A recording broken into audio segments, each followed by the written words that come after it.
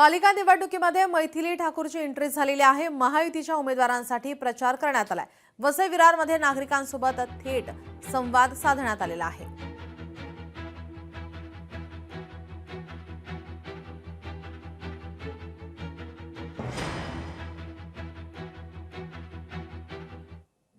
मुझे ऐसा महसूस नहीं हो रहा है कि मैं अलग राज्य में आई हूँ तो कुछ डिफरेंस महसूस हो।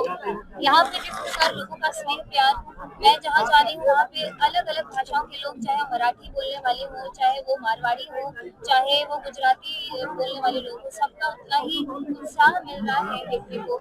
और बीएमसी चुनाव मैंने सिर्फ टीवी पर देखा था इससे पहले, लेकिन अब खुद एक दायित्व के साथ यहाँ पर आई हूँ, एक प्रवास के लिए आई हूँ, प्रचार के लिए आई हूँ, तो एक अलग एक्सपीरियंस है और बहुत ही ज्यादा अच्छा लग रहा है।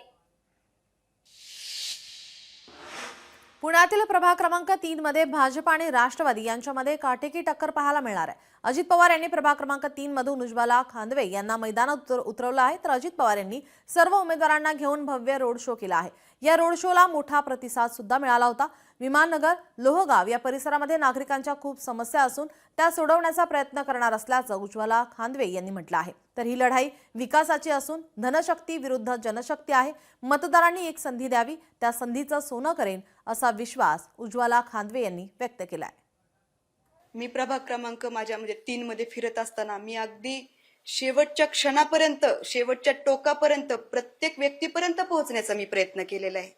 आणि मला खूप मोठी अपेक्षा आहे की लोकांनी, मी नवीन चेहऱ्याला त्यांनी संधी द्यावी, की जो मला राजकीय कुठली पार्श्वभूमी नाहीये, त्यामुळे अगदी सर्वसामान्य व्यक्तीला संधी द्यावी अशी मनापासून एक तळमळ आहे माझी।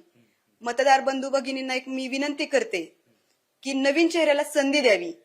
तुमच्या समोर तगडं आव्हान आहे, भाजपचे उमेदवार तुमच्या समोर आहे, तुम्हाला हे आव्हान वाटतं? जरी तगडे असले, मी हे आव्हान म्हणून बघतच नाही। ही जी निवडणूक आहे ती विचारांची आणि विकासाची, धनशक्ती विरुद्ध जनशक्तीची मी तर म्हणेल। लोकशाही मराठी ऐका, पहा, जागरूक रहा।